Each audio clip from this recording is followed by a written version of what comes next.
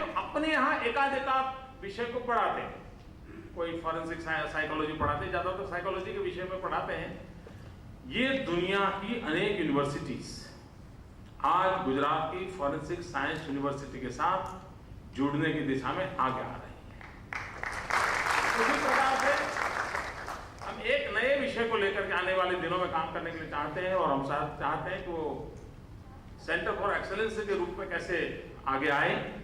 मैंने जानता हूं आज मैं कोई साइंस का स्टूडेंट नहीं हूं, लेकिन मन में सपने बहुत हैं, देश के लिए कुछ करने का इरादा है, और उसमें से एक विषय है मन में जो फॉरेंसिक्स नैनो टेक्नोलॉजी।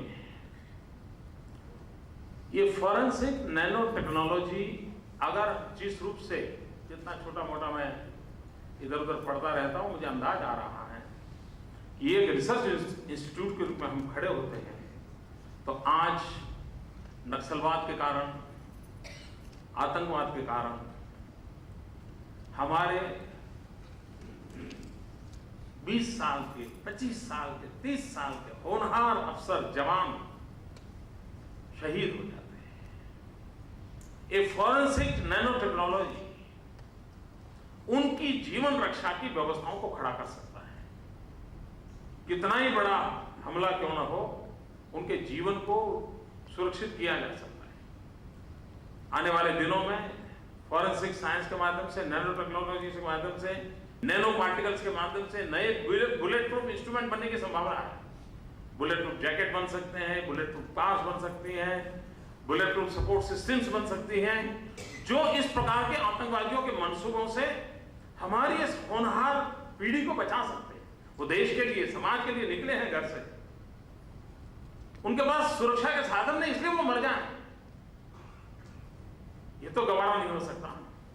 तो उसको बदलाव के लिए एक बड़ा काम इस फॉरेंसिक साइंस यूनिवर्सिटी की नैनो रिसर्च के माध्यम से, और उसको सेंटर फॉर एक्सेलेंस बने, तो हो सकता है दुनिया के अंदर हम इस ज्ञान का उपयोग, फिर तो मैन्युफैक्चरिंग कंपनी आएगी, वो अपना उसको काम करेंगे, लेकिन बेसिक रिसर्च का काम हो सकता है हमारी सुरक्षा बलों की जिंदगी को बचाने के लिए बहुत बड़ी अहम भूमिका निभा सकती है, और उस दिशा में हम जाना भी चाहते हैं। आने वाले दिनों में, जैसा मैंने कहा, इन्वेस्टिगेटिव साइकोलॉजी। मित्रों, इन दिनों में काउंसलिंग का विषय, जैसे परिवार में भी अब इन दिनों बड़े बड़े परिवारों में गया है, भाई नई जनरेशन का जरा काउंसलिंग होता रहे, क्योंकि माँ बाप को समय नहीं होता है, तो उसको बेचारे को इसके मन में जो चीजें भरी पड़ी है कैसे निकाला, एक बहुत बड़ा चिंता का विषय है। मित्रों, वेस्टर्न वर्ल्ड में समस्या सबसे पहले आई, क्योंकि ग्रोइंग एज में बच्चे को सुनने समझने की व्यवस्था नहीं होती। हमारे यहां जॉइंट फैमिली थी, और जॉइंट फैमिली होने के कारण बच्चे के मन में कोई भाव आता तो कभी दादी के आगे, कभी दादा के आगे, कभी मामा के आगे, कभी मौसी के आगे, वो अपना उसके मन की बातें निकल पड़ती थी। जॉइंट फैमिली होने के कारण इक्वल एज के भी 5-7 लोग घर में एक साथ होते थे। लेकिन अब पति पत्नी दो ही हैं, दोनों नौकरी कर रहे हैं, बच्चा अकेला है, वो अपने स्कूल के साथियों के साथ और दिन रात यही सोचता है। और जो वेस्टर्न वर्ल्ड को जो समस्या आई थी, वो हिंदुस्तान को आ रही है, धीरे धीरे प्रवेश कर रही है, और ऐसी स्थिति में उनका काउंसलिंग अनिवार्य हो गया है। मैं मानता हूं कि फॉरेंसिक साइंस यूनिवर्सिटी बच्चों की जिंदगी को कभी बर्बाद होने से बचाए एक प्रिवेंटिव एक्टिविटी के रूप में भी बहुत बड़ा रोल प्ले कर सकती है। उसको क्रिमिनल वर्ल्ड में जाने से रोक सकती है, उसको आत्महत्या करने से रोक सकती है, उसको डिप्रेशन में जाने से बचा सकती है। और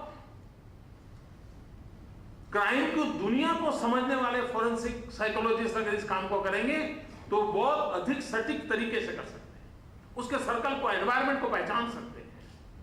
आप कल्पना कर सकते हो कि एक फॉरेंसिक साइंस यूनिवर्सिटी समाज जीवन के अंदर आने वाले संकटों से बचाने के लिए किस प्रकार से रोल प्ले कर सकती है, उस दिशा में प्रयास करने का हम लोगों का प्रयास है। उसी तरह विश्व में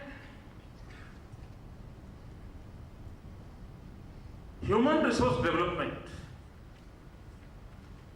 सिर्फ टेक्नोलॉजी खुद परिणाम नहीं देती, उस टेक्नोलॉजी के साथ उस मनुष्य का भी जुड़ना जरूरी होता है कि जो उससे एक कदम आगे हो, तभी तो वो टेक्नोलॉजी का 100% यूज कर सकता है और मल्टीपल इफेक्ट क्रिएट कर सकता है। ये ह्यूमन रिसोर्स डेवलपमेंट का काम इस फॉरेंसिक साइंस यूनिवर्सिटी के माध्यम से होगा, जो आने वाले दिनों में प्रिवेंशन के क्षेत्र में देश और समाज की भिन्न भिन्न इंस्टीट्यूशंस को कैटर करेगा। उसी प्रकार से इंडिविजुअल के काम आएगा, बदलते हुए क्रिमिनल वर्ल्ड को समझने में काम आएगा। और एक गुजरात की धरती पर हो रहा है ये कदम आने वाले दिनों में बहुत बड़ा परिवर्तन लाएगा, ऐसा हमारा विश्वास।